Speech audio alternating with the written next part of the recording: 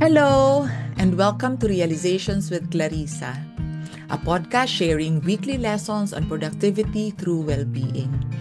I'm your host, Clarissa Dunan, and every week I'll be sharing stories, realizations, and the lessons I'm learning while I'm figuring out paano ba magkaroon ng more fulfilling relationships, lasting happiness, and productivity, both at home and at work. Expect tips on how you can enjoy a quiet mind every day and feel more confident and secure at marami pang iba to bring more positive feelings into your day. If you are ready to explore these realizations with me, remember to follow and subscribe so you never miss an episode. And if you enjoy the podcast, please leave us a rating and a review. It will really help us to reach and inspire more listeners.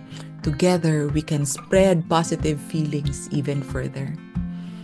Thanks for listening and enjoy the show. Our topic today is about the human being. We will dig deep para mas maintindihan natin ano bang ibig sabihin ng human at ano naman ibig sabihin ng being and how can we embrace both sides. Itong topic na to, ito talaga yung nag-umpisa ng total healing and recovery ko from my psychological suffering and constant unhappiness, constant feeling of emptiness noon na kahit na may mga achievements, kahit na okay naman yung buhay, oh, pero bakit sabi ko parang laging may kulang? Parang I was never good enough. After every achievement, sabi ko, parang wala pa rin. Hindi ko pa din nakuha doon yung hinahanap ko. Sige, next achievement. Ano yung next na goal? So parang kumbaga constantly searching for something na hindi ko mahanap-hanap. Sabi ko, ano yung hindi ko pa nakikita? Ano yung hindi ko makuha-kuha? Tapos laging may fear na, paano pag mag-fail ako? Paano kapag ganito ang isipin ng ibang tao sa akin? Takot akong magkasakit. Takot ako sa maraming bagay before. And then sabi ko, bakit laging may critical voices? Oh. Sabi ko, ano yan? Mahirap makatulog, mahirap magkaroon ng mind and body relaxation, and I couldn't be present for the people I love kasi yan, busy yung utak sa mental chatter. And then, syempre yan, maaapektuhan na din yung self-esteem ko, yung confidence, yung ability ko to reach my potential or even my performance kasi ang daming maingay dito sa utak, hindi ako masyadong makafocus, hindi ganun ka-productive. So sabi ko, anong kulang? Right? So, nung ma-encounter ko tong topic na to, itong human being, sabi ko, grabe, oo nga no, kasi for so many years, dun ako nakafocus sa human aspect, sa ups and downs ng human life. Na kapag nasa up, masaya. Kapag nasa down, may kulang, malungkot. Maghahanap na naman ng something new or next please para maging masaya ulit. So, pero paulit-ulit, ganun. Nasabi ko, how can I feel complete and happy, at peace, regardless of kung nasan ako, kung nasa up or down man, may struggles man, may challenges, may problema, I will still have the peace. Nasabi ko, something that's also applicable to everyone on earth, regardless kung ano ang nationality, kung ano ang capabilities, may pera, wala, mataas ang education o hindi. Mm. So sabi ko, something na pwedeng, kumbaga, magawa or ma-realize ng lahat ng tao regardless of where they are in their life. So hanap ako ng hanap. Hanggang sa yun nga, makita ko tong concept ng human being. Diba? So instead of focusing only on the human aspect, why not we really understand what it means to be a being as well, a spiritual being. Diba kasi otherwise, kapag dun lang tayo nakafocus sa human aspect, ang human aspect kasi, yan yung may mga ups and downs ka, yan yung laging may kulang, laging may kailangang gawin. Diba nakakapagod, nakaka-burn out. Diba? So there's a constant search for fulfillment na hindi mo alam kung saan mo kukunin. Nga. And ang naging turning point ko, kaya talaga sabi ko, sige, kailangan ko talagang seryosohin, maging very intentional sa paghanap ng sagot, right? Sa kung ano talaga yung makakapuno doon sa kulang na yun. Yun, ang naging turning point ko ay yung talagang na-diagnose na ako with my mental health issues back in 2019. Nasabi ko, ayoko na ng ganito. I want to do something about this psychological suffering. I no longer wanted it.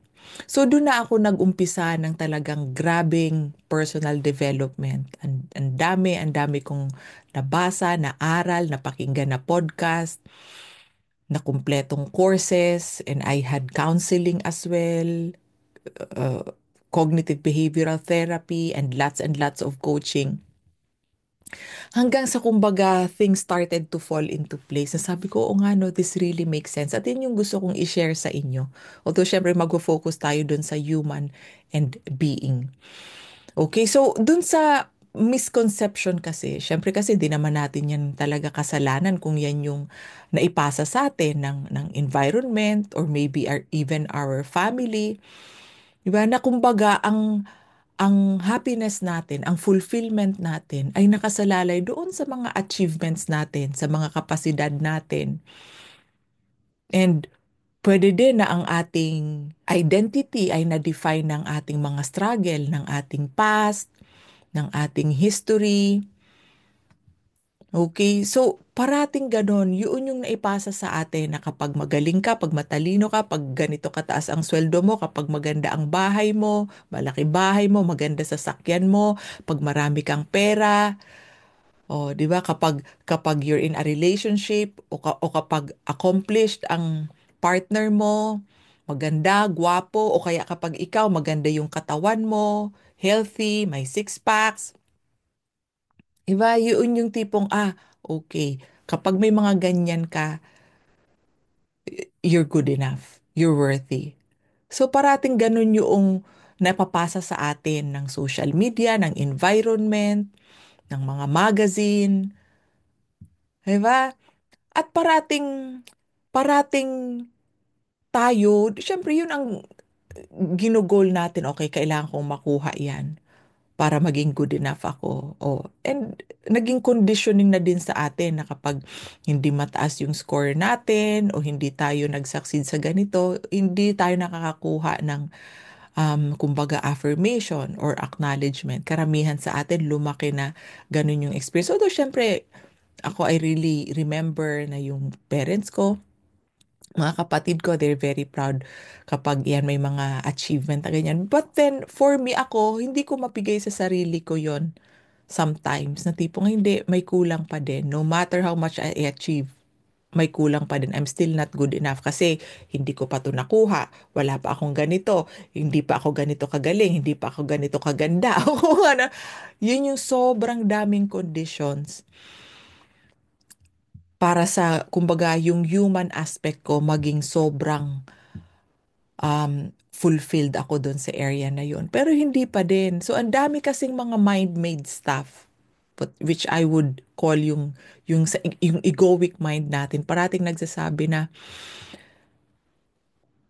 lagi kang may kulang. Hanapin mo ng hanapin yan. Whether it's coming from money or recognition or material possessions. 'Di ba? O kaya yung egoic mind din very busy sa okay, kailangan mong i-sort out ano yung mga iniisip ng ibang tao about you kasi hindi pwede for them to have opinions against you. Oh, yung ganon. Tapos parating the egoic mind always made me feel either inferior kapag may mas magaling sa akin or superior. Oh, superior sa education, sa talino, sa financial status. And nakita ko ang dami-daming tao na pareho ko din na ganun yung na-experience. Kasi syempre lahat tayo, yan, meron tayong egoic mind and that's part of our survival mechanism. That's part of how our brain is designed. Pero paano yan? Kung nandyan talaga yan sa brain natin, parte yan ng pagiging human, ibig sabihin forever akong laging unhappy, laging kulang, may kulang sa akin, lagi kong kino-compare yung sarili ko, inferior, superior sa ibang tao. 'Di ba? Always prone sa, kumbaga, something that's temporary. Kasi, syempre, for example, ang katawan ko, ngayon, I'm 45, malakas pa. Yan, healthy. Pero, paano yan? Eventually, yung katawan ko, tatanda. 'Di ba? Yung brain ko, tatanda.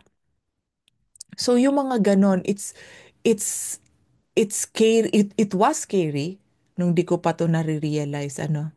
Sabi ko, grabe, paano yan kapag yung abilidad ng katawan ko, abilidad ng utak ko, mawala na dahil sa old age or even death. Oh, grabe yung fears ko before, na grabe, takot na takot ako kahit mag-drive, kahit sumakay sa eroplano. Oh, dahil nga ang dami kong mga fears pagdating dito. So sabi ko, itong human aspect, it's really very unstable. Kasi una sa lahat, yan, kung ano yung mga mangyari sa labas, kung ano yung mga isipin ng ibang tao, kung ano ang mangyari sa health natin, sa katawan natin. A lot of those are not within our control. So it's really very unstable, and it can easily be diminished or destroyed kapag may mga nangyaring di inaasahan o kapag nagkaroon ng old age. 'Di ba?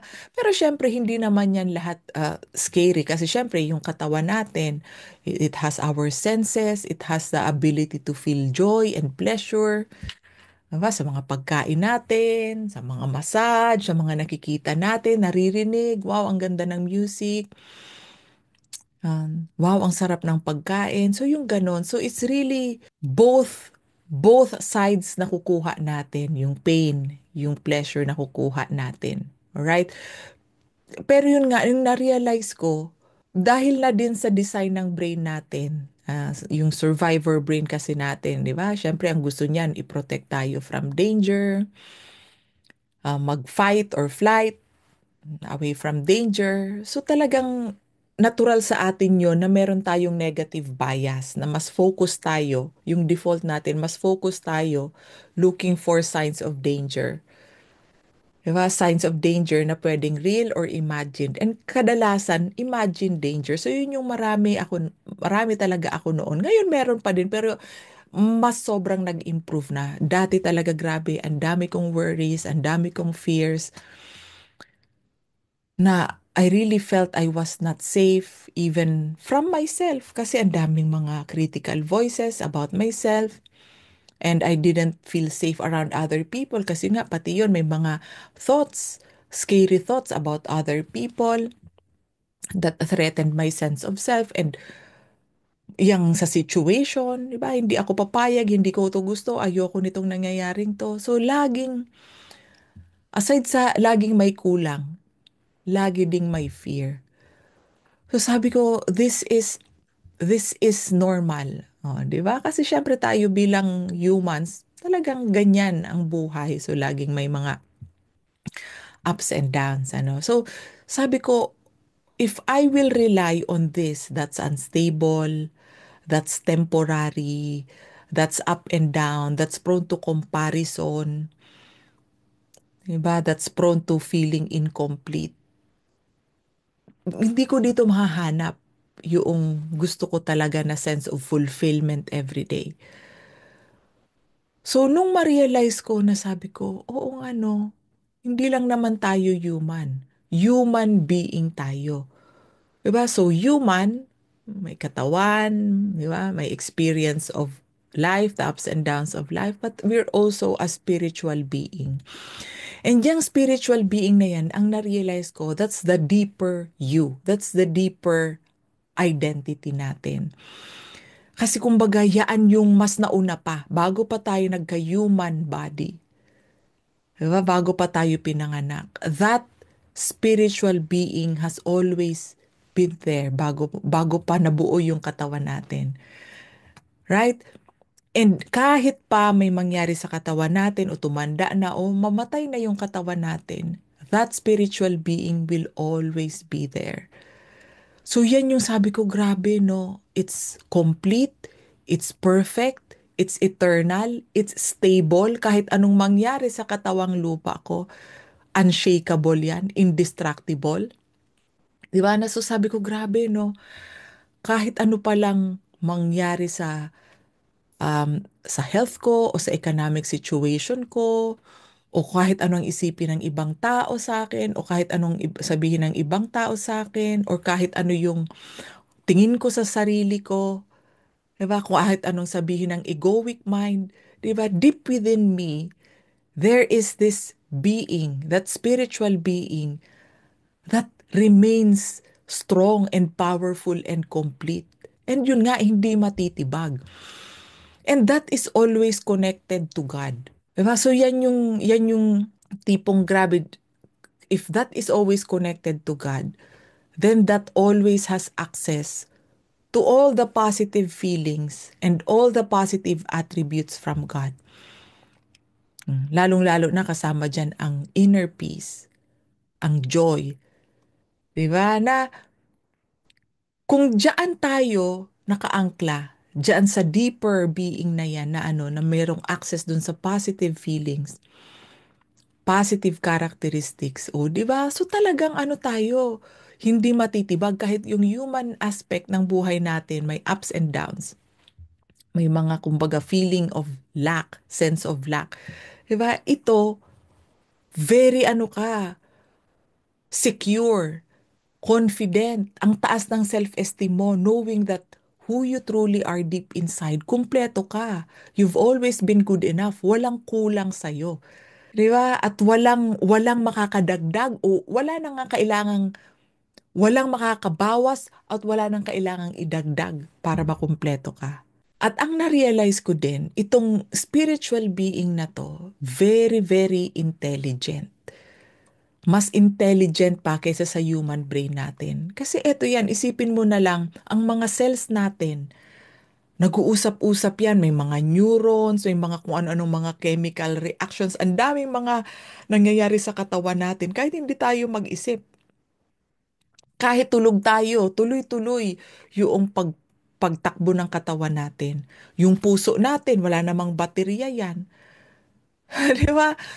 Yung mga blood vessels natin, yung breathing natin, kahit pigilan natin, talagang eventually, kailangan mong huminga. So yung mga ganyan na grabe, hindi kailangan ng human thought. Ganun siya katalino na hindi niya kailangan ng human thought para tumuloy-tuloy siya. Yung sugat, nag-heal. Kahit hindi mo yan sabihan mag-heal siya. And hindi natin yan maintindihan kung paano lahat nangyayari yan. Babies grow inside a woman's body. O paano yan nabubuo, di ba? Yung DNA, grabe, sobrang talino na hindi ma-explain ng kahit sinong scientist o kahit sinong pinakamatalinong tao kung paano lahat yan nangyayari. Saan yan galing yung intense intelligence na yan. Right? So, kumbaga sabi ko, wow, grabe no. Hindi lang nga ito available sa akin, kundi, tinan mo, sa nature. Oh, yan, mga puno dyan. Grabe, paano niya napaprocess yung nasa air, tapos magagamit niya para lumaki siya. O yung mga ibon, kahit hindi kasing talino ng human brain yung brain nila, di ba? Nakaka-migrate sila several miles or sa iba papunta sa ibang country. Paano nila nahahanap yung direksyon na yon, yung mga whale, yung mga sharks. 'Di ba paano nila nahahanap yung direksyon, nakakabalik sila exactly the same location. Wala naman silang mapa, right? O yung mga salmon, o they swim upstream para papunta doon sa kanilang breeding ground. O yung mga bulaklak, 'di ba? Biglang magbubloom na ganyan kapag may araw. Sobrang daming proof ng intelligence na to. Na even without human thought, o kasi ang sa nature, wala namang human brain yan, di ba? Talagang nandyan yung intelligence na yan. At saan pa manggagaling yan? Kundi sa source of supreme intelligence, supreme power, which is for me, that's God.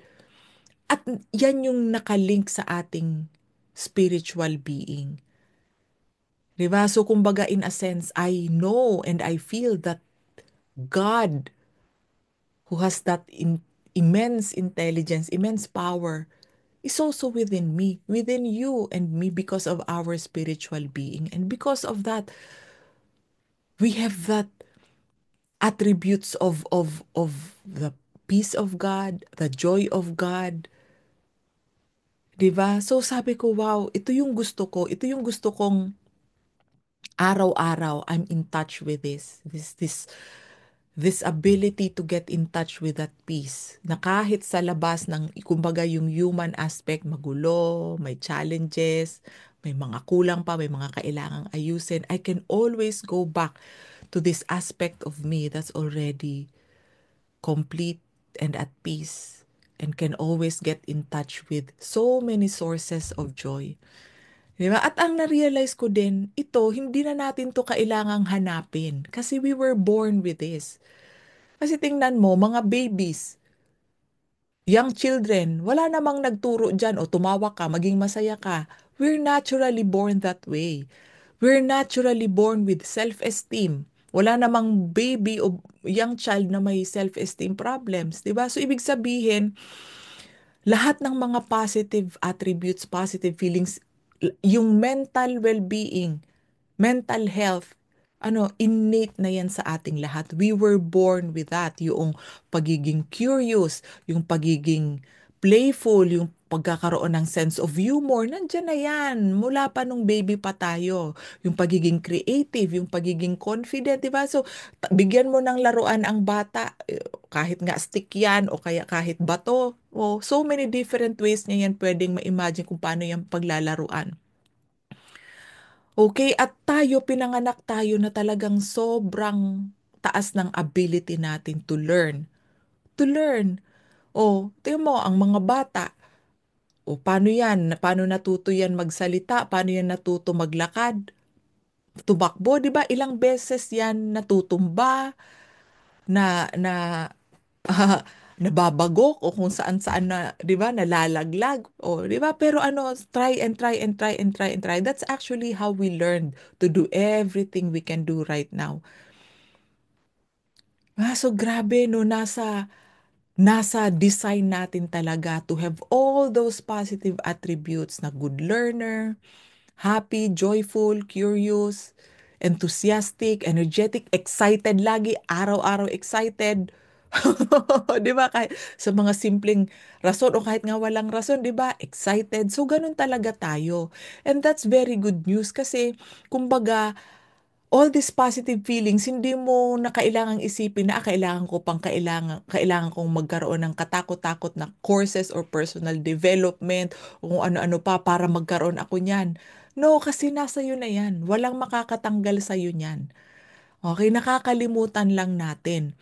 Kasi overthinking at kung ano-ano din yung naipasa sa atin ng environment mula nung paglaki nung lumalaki na tayo nung nag-teenager na, ayan, doon na nag-uumpisa, 'di ba? Because of kung yung mga interpretations natin.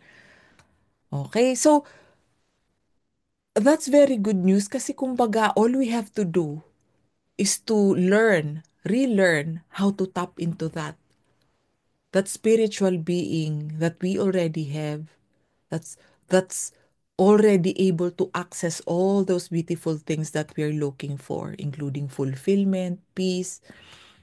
'Di ba? Sinong ayaw niyan? 'Di ba? Confidence, high self-esteem. Okay? And another thing that led me to kumbaga reinforcing this realization is yung makita ko to sa anak ko. Yung kumbaga yung human and being. So, ang anak ko, si Sophie, 9 years old na siya ngayon. Several years ago, di ko pa to alam itong topic natin today. Ang lagi ko lang nakikita yung human aspect. Yung itsura niya, iba, right? At habang lumalaki siya, ayan, yung disabilities, ang dami, physical, speech and language, cognitive, yung mga gross and fine motor, yung learning niya. So sabi ko, grabe, ang tingin ko sa kanya laging kulang. Syempre yun nga, puro human aspect na may disability ang nakikita ko. And I was not happy being her mom back then. And eventually nang makita ko to, sabi ko, grabe, yung being niya, yung spiritual being niya, exactly the same as my spiritual being. And tayong lahat, pare-pareho tayo. Yung deeper us, pare-pareho tayo na, for example, yung anak ko, grabe, habi ko, grabe yung intelligence, yung higher intelligence, that's her, the being within her. Diba? It's making her heart beat. Tulad ng kung paano mag-beat ang heart ko. And she's growing. Her wounds are healing. Diba? And she has that joy, that sense of humor, the confidence, the fun, the excitement, the ability to learn. Sabi ko, grabe, parehong-pareho. Doon sa nakita ko nga na ano na capabilities ng spiritual being nasa kanya at nasa iyo din yan. Walang makakatanggal sa iyo niyan kahit ano pang nangyari sa iyo o kahit ano pang sinasabi sa iyo ng egoic mind mo ng ibang tao. Syempre sila meron din silang egoic mind. Lahat tayong mga ganyan.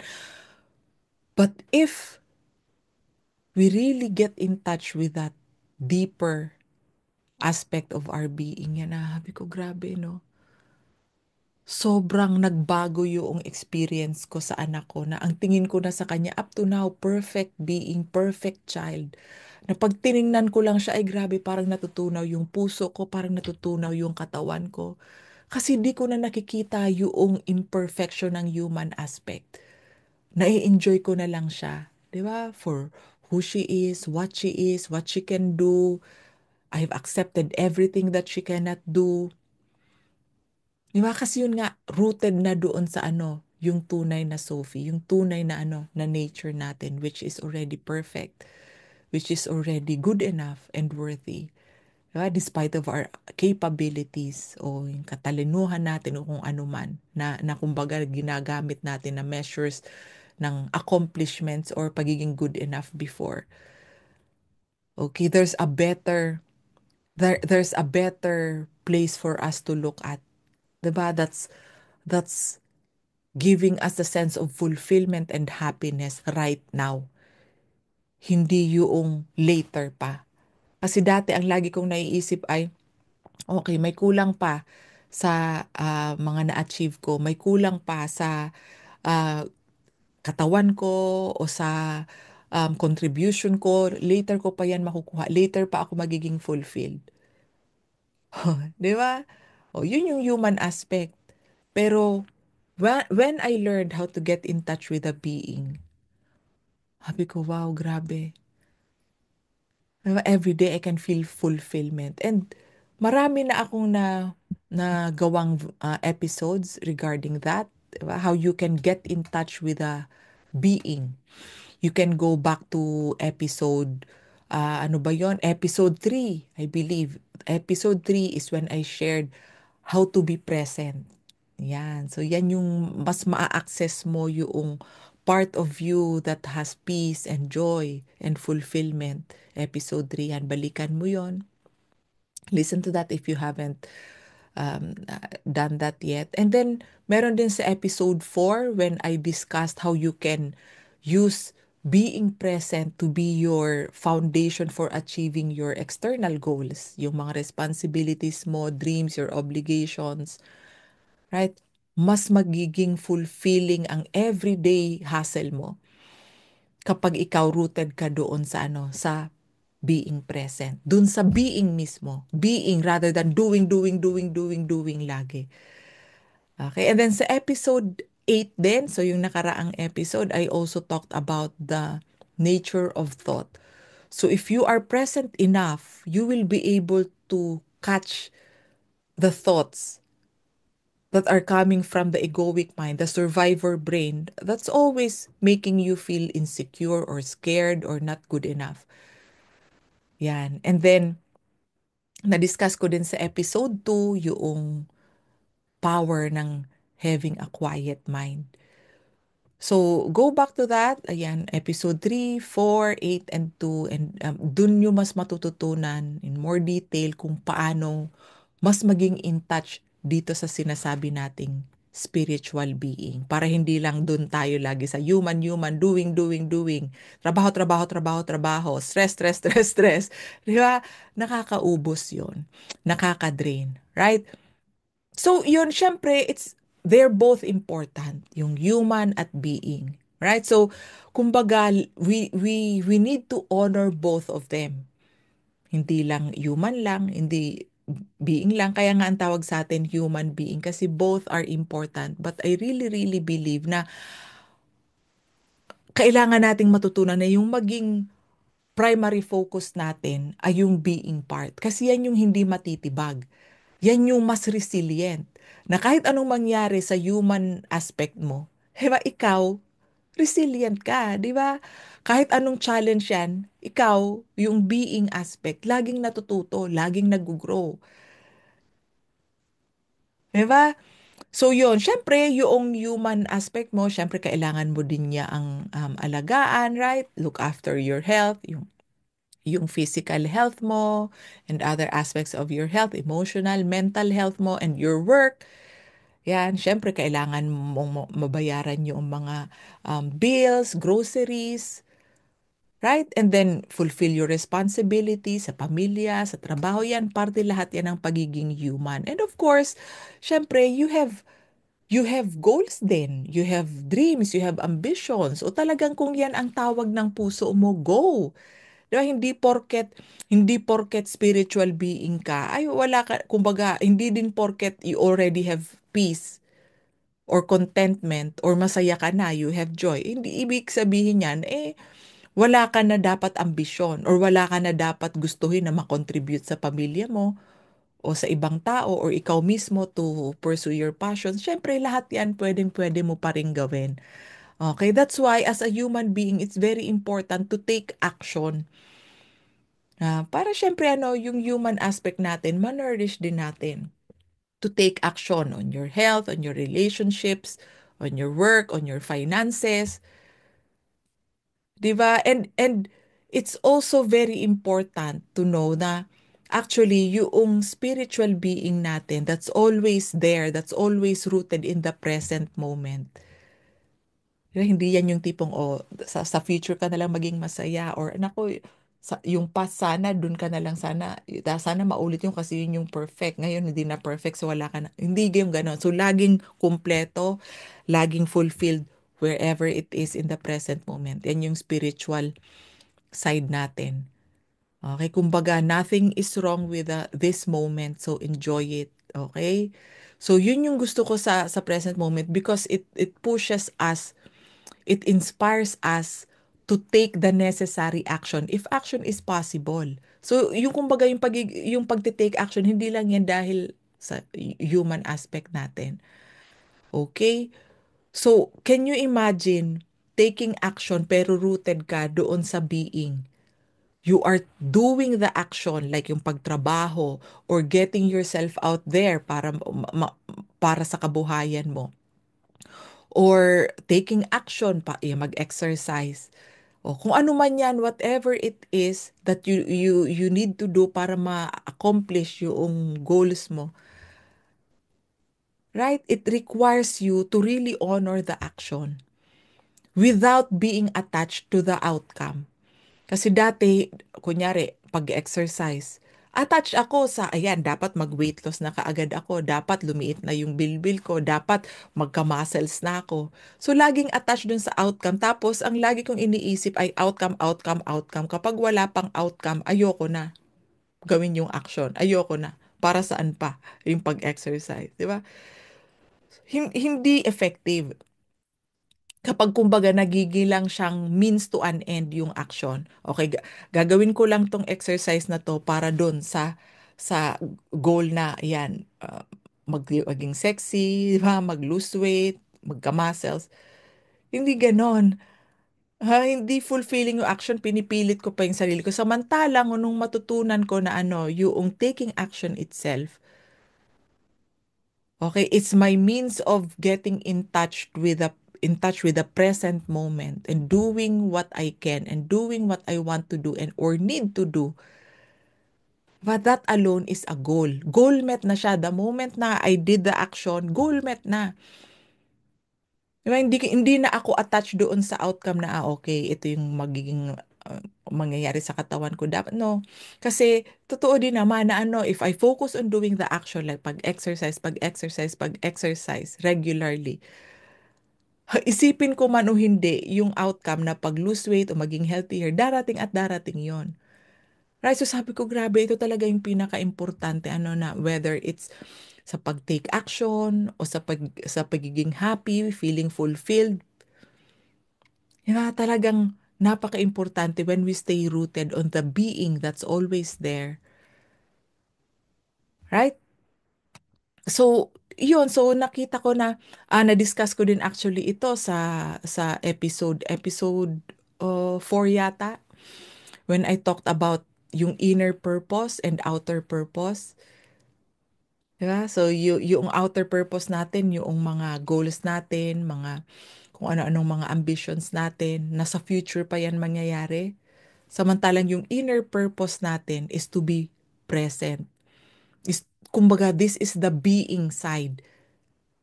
So, itong outer purpose natin that involves doing para ma-achieve yung mga goals, ma-fulfill ang mga responsibilities. Whereas itong spiritual side, yan yung being. If we stay rooted in the being, diba? By being present, by learning to clear our mind, ano mangyayari? Kahit paggaano yan ka-challenging, kahit paggaano pa katagal na ma-fulfill yung mga outer purpose na yan, you feel complete and fulfilled every day. Diba? So, kumbaga parang yung mga ambitions natin, goals natin, kumbaga that's playing the game of life. That's playing the game of life. And ito namang being, that's actually living. How to live fully every day. Diba? Kasi madalas ako for several years, parang lagi lang game of life, win the game of life, win the game of life. Diba? Cope with stress, win, win, win, win, win, win. Nakakapagod pero lagi pa ding may kulang. Samantalang nung dito na ako nakaangkla, na itong being na to, sabi ko grabe no, kahit gaano pa yan katagal, o ka-challenging, o kahit may mga kulang, sa akin, sa physical aspect ko, may kulang pa, may mga di pa ako alam, di ko pa natututunan, I'm okay. I'm okay. Diba? So sabi ko, grabe, kailangan mag-sink in ito sa maraming tao. Right? So it really, really makes life more fulfilling, more meaningful, more purpose-driven. Okay? So, yun, sabi ko, it's really important that we adapt and we embrace both the human and the being side, right? And put more attention doon sa being, lalo na ito yung madalas nating makalimutan. At saka ito din kasing being aspect na to, yan yung mas magbibigay sa atin ng energy. Yan yung nagbibigay sa atin ng inspiration. Yan yung nagbibigay sa atin ng, yan nga, ng sources of joy. Kumbaga, yan yung nagbabaterya sa atin every day. And if you go to episode 2, yung being present, doon yung mas maiintindihan paano tayo nabibigyan ng baterya nitong being na to, ng being present. Kaya nga ang tawag being present, the being, the deeper identity within us is present. We're in touch with that. Okay? So, if you really want to feel whole and alive and nourished and fulfilled every day, you have a choice. Right? So whether you just focus on the human aspect that's always feeling overwhelmed, stressed, unfulfilled, incomplete, not good enough, or embrace both the human and the being. Na dyan mo makikita yung source of pleasure, joy, contentment, fulfillment. You're complete, you're good enough without conditions. Diba? And that really gives us the inner peace that we all want. Diba? The fulfillment that we're all looking for. And it's available to you and me every day. It's available to you right now. If you want one-on-one support para mas lalo mong ma-embrace gracefully yung human aspect, mas kumbaga maging swabe, maging smooth yung pag-navigate mo ng mga ups and downs ng human life, you can book your free consultation. Or maybe you'd want to explore and understand more yung being aspect and learn how to tap into that innate well-being na nasabi ko kanina. Or maybe you'd want to dissolve feelings of not being good enough, not being worthy, or yung parang there's something missing.